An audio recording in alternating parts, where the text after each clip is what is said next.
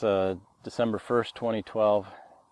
Wanted to make a little statement or convey some realization that I've had as to why 2012, December 21st is important.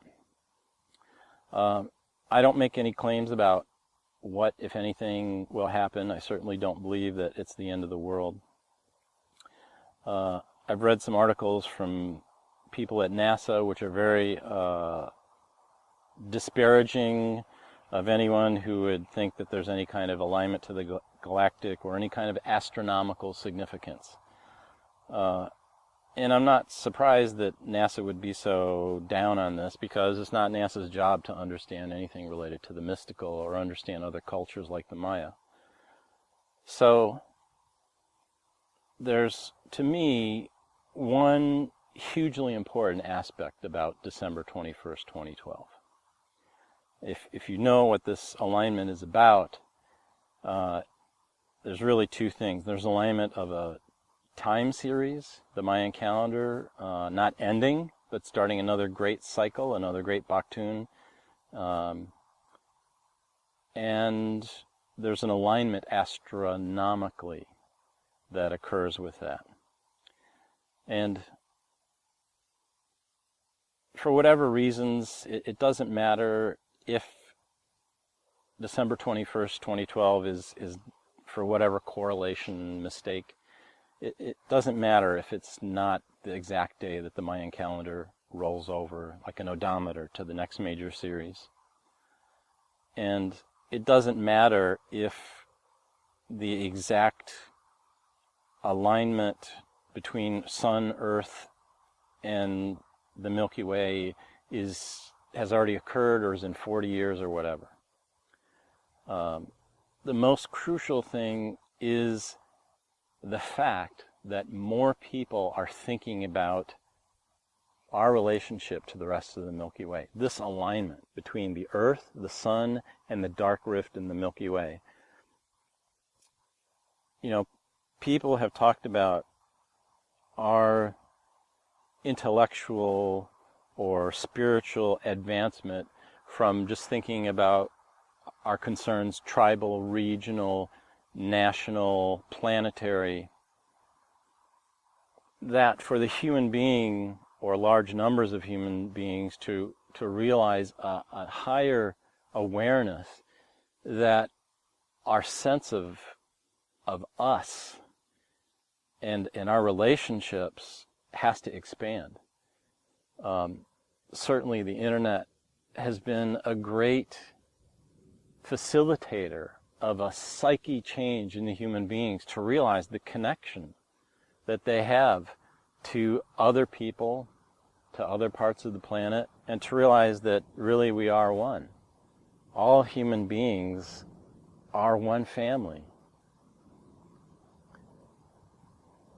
And what we need to do is to continue to recognize the greater family of beings on this planet.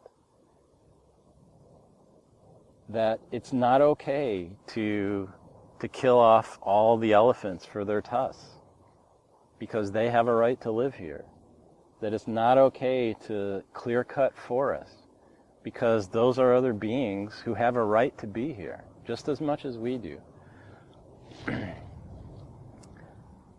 And what we need to be headed towards is the realization that we ourselves are not the end-all, be-all, but we are in relationship. We have to continue extending our relationships out to the cosmos, to see ourselves as swimming in an amniotic sea of stars, inside a process that we haven't even begun to understand, and that science claims to be on the leading edge but has no clue as to what really is going on. So the ability of the human being to step back from the brink of technological prowess and corporate-driven self-destruction, however you want to look at our current predicament, it's very hopeful when we are compelled to understand relationships, because the core of being is to be found in relationships. What do we think is really important? In the phrases of one tradition, or the teachings of Anaya Khan, the things that are really important behind life are love, harmony, and beauty. And what is love, harmony, and beauty? Those are all aspects of relationships. If I love you, I have a relationship with you, and there's an energy that's exchanged in that relationship. If I'm in harmony with you and all beings, that's a good relationship. If I see beauty, it's because of my relationship to something that makes me appreciate beauty around me and beauty within me. So again, to me, the most important thing about 2012 is the compelling or the nudging of the human psyche to this idea of a relationship with the greater whole. We so need that. And this is, if nothing else, a psychic event, this whole 2012 thing.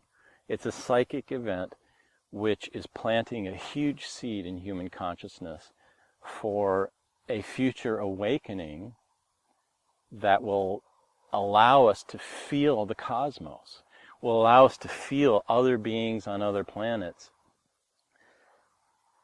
and allow us to heal our sense of relationships. So I think this is the most significant thing, is this aspect of turning out from our little concerns and trying to see ourselves as part, as cells, as members of a larger organism. Space is living. When you see the stars at night, you're witnessing a living being that we are part of, and we are so small. And we really just need to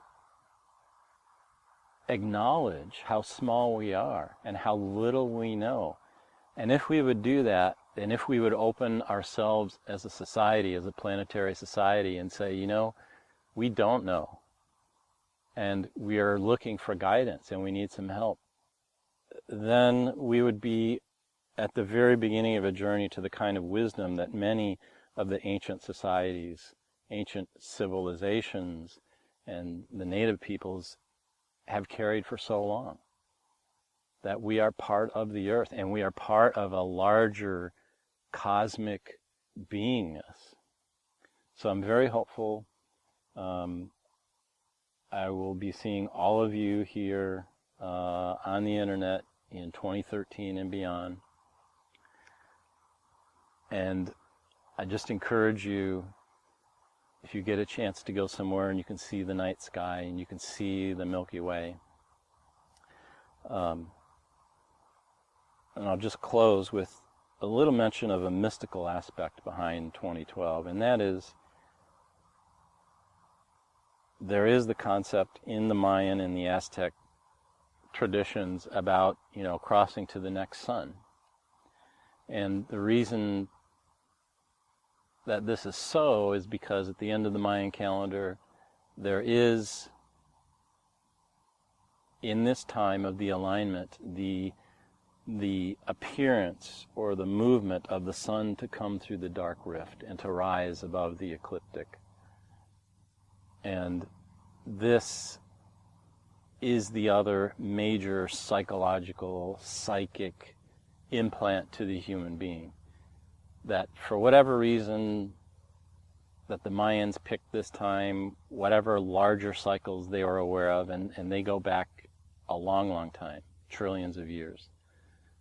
For whatever knowledge they had, they pointed to a transition that is in the center of our galaxy, and that the sun emerges from the dark rift, from the womb, if you will.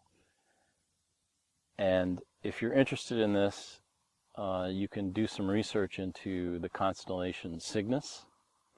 Cygnus being the swan, or earlier the dove, and the mystical implications regarding birth of the sun, the descent of the dove.